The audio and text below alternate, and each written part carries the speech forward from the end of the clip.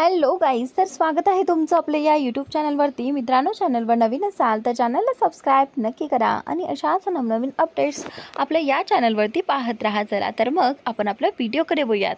तर मित्रांनो, आपण पाहणार आहोत दीपज्योती या मालिकेचा आजचा रिव्ह्यू. तर मित्रांनो, आता इकडे हा दीप जो आहे ना, तो झोपलेला असतो आणि आता सकाळ झालेली असते, त्याला जाग येते. तर त्यावेळी आता इथे त्याचं डोकं जे आहे ते जड वाटू लागतं आणि तो त्याच्या डोक्याकडे हात करतो. तर तेवढ्यातच त्याला जाणवतं की त्याच्या डोक्याला लागलं आहे आणि त्याला त्रास होऊ लागतो. तो जेव्हा उठायला जातो तेव्हा त्याचं डोकं अगदी दुखतं आणि इकडे आता तो लगेचच इकडे तिकडे पाहू लागतो. जेव्हा त्याने डोळे उघडले आणि आजूबाजूला इकडे तिकडे पाहिलं तर डोक्याचा हात तसाच असतो.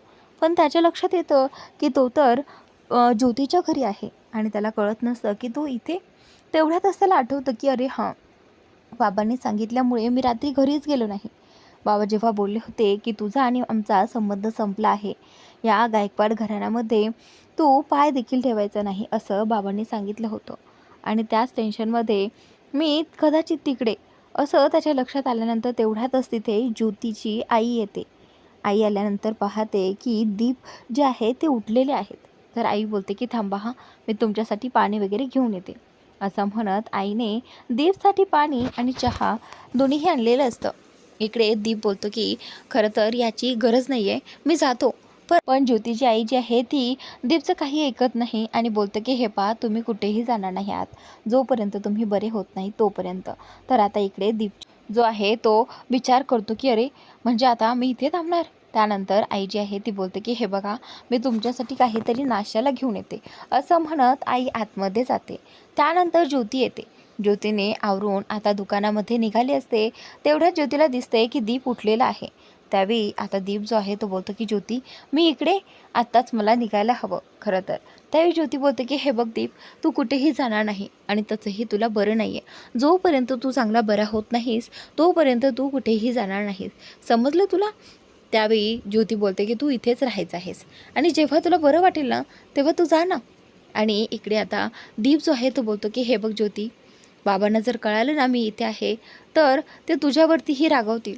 त्यामुळे पण आता ज्योती बोलते की हे बघ दीप, ते सगळं मी बघून घेईल, त्यामुळे तू काळजी करू नकोस. आणि हे बघ, आजच्या दिवस तरी मी जोपर्यंत दुकानातून घरी येत नाही तोपर्यंत तरी तू इथे आजच्या दिवस शांत बस. ज्योती बोलते की दीप चल, मी निघते, मला जायला उशीर होईल. त्याचनंतर आता इकडे दीप जो आहे चहा आणि नाश्ता दोन्हीही करू लागतो. इकडे आता ज्योती बाहेर आलेली असते. बाहेर आल्यानंतर ज्योतीच्या लक्षात येतं की इकडे दीपच्या आत्यालाही खूप काळजी वाटत असेल दीपची. म्हणूनच आता त्यांना फोन करून सांगायला हवं की दीप माझ्याकडे आहे म्हणून. त्यावेळी आता तिच्या लक्षात आल्यानंतर ती दीपच्याच फोनवरून सुलू आत्याला कॉल करते. इकडे सुलू आत्या खरं तर दीपचीच वाट पाहत असतात. कधी दीप एकदा घरी येईल आणि कधी मी त्याला बोलेल, कधी त्याला मी भेटेल, तो कसा आहे कसा नाही माझ्या डोळ्यांनी बघेल, या सगळ्याची त्या वाट पाहत असतात. त्यावेळी आता तेवढ्यातच फोन वाजतो आणि इकडे इकडे ज्योतीने तिला फोन केलेला असतो. ज्योतीचा ज्यावेळी फोन येतो ना त्यावेळी खरं तर तो दीपच्याच फोनवरून आलेला असतो. इकडे आत्या बोलते की दीप, अरे दीप, तू कुठे आहेस? मला सांग, तू कसा आहेस आणि तू घरी कधी येणार आहेस? माझा जीव तुझ्यामध्ये गुंतलाय. अरे काय करतोयस तू? रात्रभर तू घरी आला नाहीस, माझ्या जीवाला घोर लावून ठेवलास. तर त्यावेळी आता इकडे ज्योती जी आहे ती बोलते की आत्या ऐका ना, दीप नाही तर मी ज्योती आहे.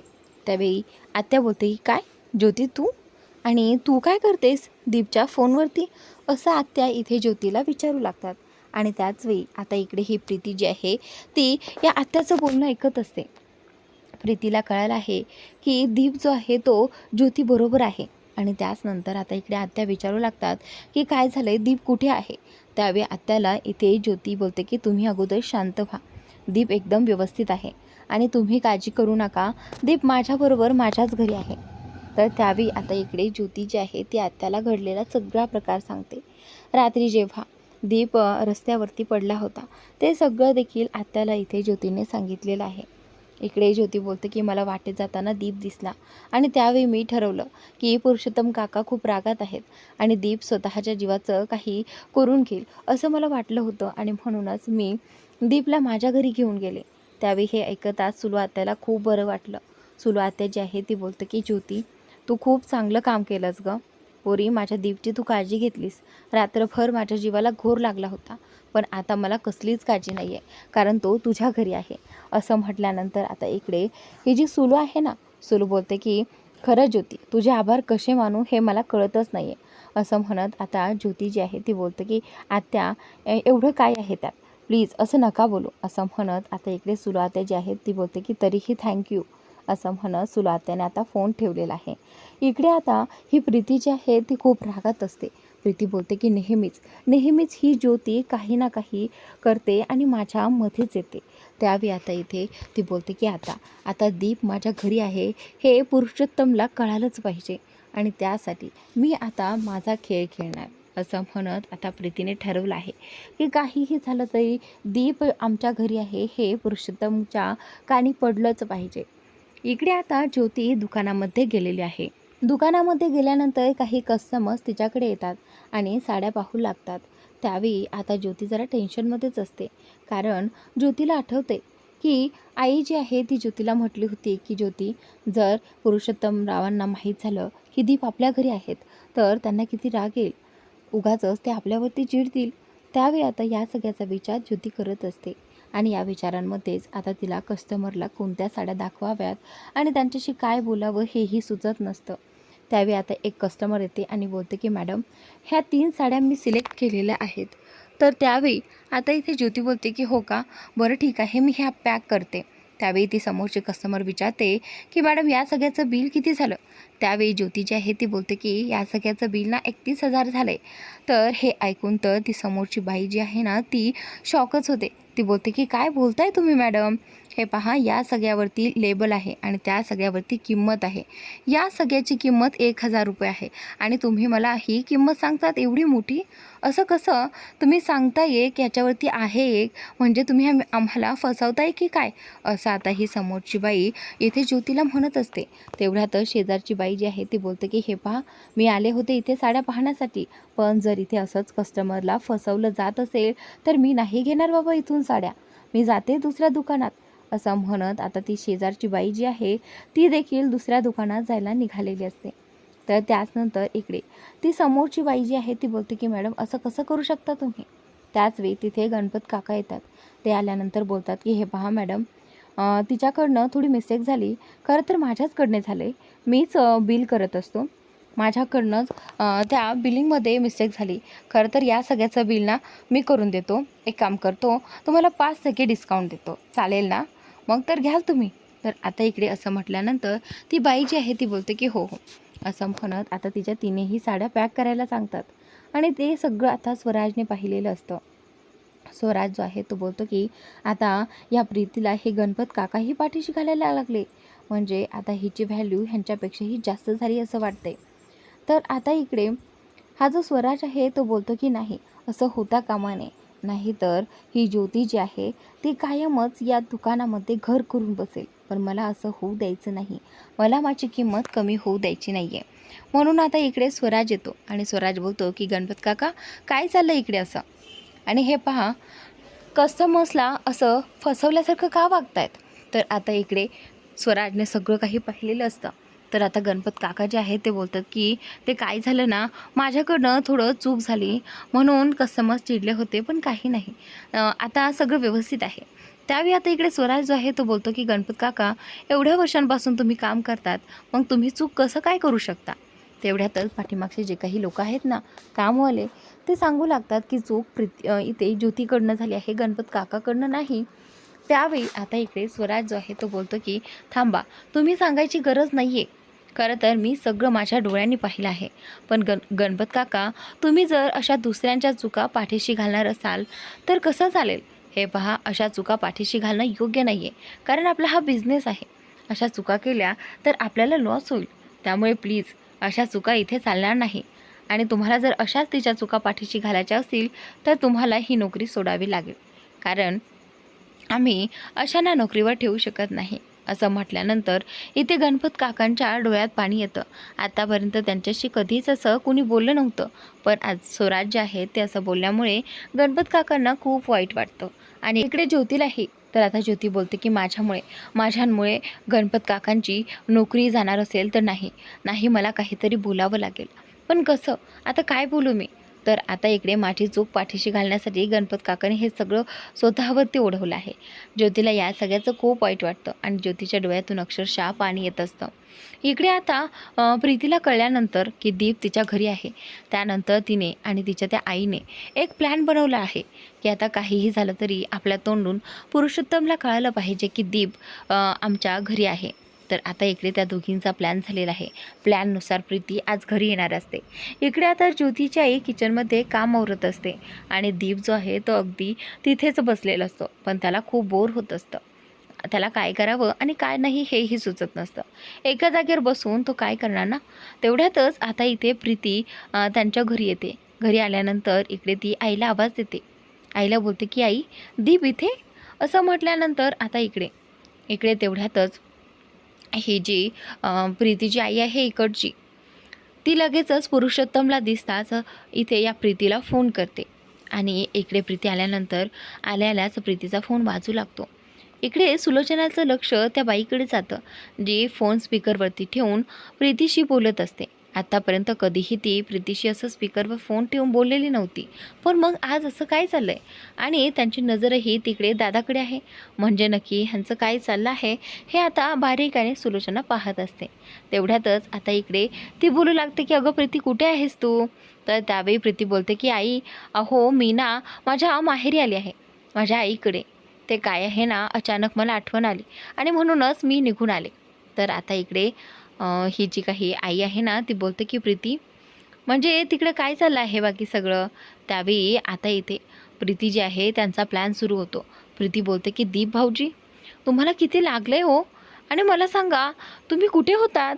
रात्रभर तुम्हाला किती शोधलं, तरीही तुम्ही सापडले नाहीत. आणि मग आता मी तुम्हाला इथे पाहते. तर त्यावेळी आता ही मोठमोठ्याने बोलत असते आणि फोन स्पीकरवर असल्यामुळे इकडे पुरुषोत्तम जे आहेत ते जिन्यावरून येत असतात. आणि त्याचवेळी आता इकडे आई जी आहे ती प्रीतीला बोलते की प्रीती, बाळा ते रात्रीच इथे आले आहेत आणि ज्योतीने त्यांना घरी आणलं आहे. खरं तर ते बरे नव्हते ना, त्यांना बरं वाटत नव्हतं म्हणून. इकडे आता पुरुषोत्तम जे आहेत प्रीतीचं बोलणं फोनवरती ऐकत असतात. तेवढ्यातच सुलोचनाला कळतं की यांचा नक्कीच काहीतरी प्लॅन आहे. तर सुलोचना मध्ये येते आणि यांच्या हातातला फोन खाली पाडते आणि प्रीतीचा फोन कट होतो. पण आता इकडे यांचं जे काही ध्येय होतं ना, ते साध्य झालंच नाही आहे, कारण सुलोचनाने मध्येच येऊन त्यांचा फोन बंद केलेला आहे. तेवढ्यातच ही जी काही प्रीतीची आई आहे ना, ती प्रचंड चिडते आणि बोलते की काय हो, तुम्हाला सदा माझा फोनही दिसत नाही आहे का. असं जोरात धावत पळत कुणी येतं का. मला सांगा, आता माझा फोन किती आपटलाय जोरात, त्याला किती काय झालं असेल. बघा ना, माझ्या मुलाने किती EMI भरून हा फोन माझ्यासाठी घेतला होता, 20-25 हजाराचा असेल. आणि आता आता माझ्या फोनचं काय. तर त्यावेळी आता इकडे ही जी सुलोचना आहे ती बोलते की हे पहा, तुम्ही तर सांगूच नका. 20-25 हजाराचा आणि 8-10 हजाराचा फरक कळतो मला. हां, तो फोन कितीचा असेल आणि किती नाही. तर त्यावेळी आता इकडे ती जी आई आहे ती बोलते की हे पहा, त्याने जरी 8 आणि 10 हजाराचा घेतला असेल ना, तरीही तो माझ्यासाठी 20-25 हजाराचा आहे, माहिती आहे तुम्हाला. त्यावेळी आता पुरुषोत्तम जे आहे ते बोलतात की सुलू, हे बघ, नको वाद घालू. त्यांना हवा आहे ना नवीन फोन, ठीक आहे, मी देईन घेऊन तुम्हाला नवीन फोन, काळजी करू नका. त्यावेळी आता इकडे पुरुषोत्तम जे आहे ते बोलतात की सुलू, तू नकोस काळजी करू, मी देईल घेऊन फोन. त्यावेळेस सुलू बोलते की अरे दादा, काही गरज नाही आहे. त्यावेळी आता पुरुषोत्तम जे आहे ते एवढं बोलून तिथून निघून जातात. पण आता इकडे सुलोचनाला डाऊट येतो. सुलोचना म्हणते की एरवी तुम्ही अशा हळू आवाजात बोलतात की इकडचं शब्द तिकडे ऐकायला येत नाही, आणि आज असं काय चाललं होतं जे तुम्ही स्पीकरवरती फोन ठेवून अगदी सगळं काही मोठमोठ्याने बोलत होतात, तर फोनवरती ऐकत होतात.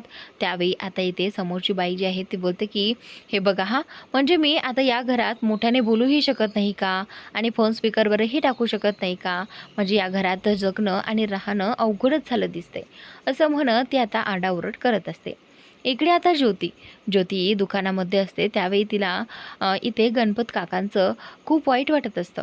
म्हणजे आज स्वराज जिजूनी जे काही केले त्यामुळे खरं तर चूक माझी होती, पण शिक्षा त्यांना मिळाली नाही. आता यासाठी मला काहीतरी करावं लागेल, पुरुषोत्तम काकांशी बोलावं लागेल. पण त्यांना जर कळालं की माझ्याकडनं अशी चूक होत होती, तर कदाचित त्यांनाही माझ्याकडनं ही अपेक्षा नसेल आणि मग मी त्यांची अपेक्षा भंग केली तर नाही नको.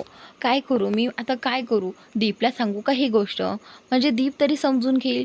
तर त्यावेळी आता ती दीपला सांगण्याचा प्लॅन करते आणि तेवढ्यातच तिच्या लक्षात येतं की नाही म्हणजे माझ्याकडनं ही चूक झाली आहे आणि दीपलाही त्या सगळ्याचा राग आला तर दीपच माझ्यावर ओरडेल. आता काय करू मी? मला कळत नाही आहे. असं आता इथे ज्योती चक्रा मारत म्हणत असते आणि इकडे हा दीपही टेन्शनमध्ये असतो. कारण प्रीती घरी आलेली असते आणि प्रीती घरी आली आहे म्हटल्यानंतर आता घरी बाबांना कळेल की मी ज्योतीच्या घरी आहे. त्याचमुळे आता इकडे दीप जो आहे तो बोलतो की काय करू? म्हणजे ज्योतीला सांगू का की प्रीती वहिनी घरी आल्या होत्या? खरं तर हे सांगायला हवं का की नको? तोही आता जरा गोंधळातच पडलेला असतो. त्याला हे कळत नसतं की आता काय करावं? म्हणजे बाबांचा राग आणखी वाढेल आणि बाबा ज्योतीवरही चिडतील, असं आता इथे त्याचं झालेलं असतं. आणि इकडे इकडे ज्योतीही तोच विचार करत असते की काय करू? मी सांगू की नको दीपला? ज्योती म्हणते की स्वराज जिजूने जो काही निर्णय घेतला आहे तो अगदीच तडकाफडकी घेतला आणि रागाच्या भरात घेतला.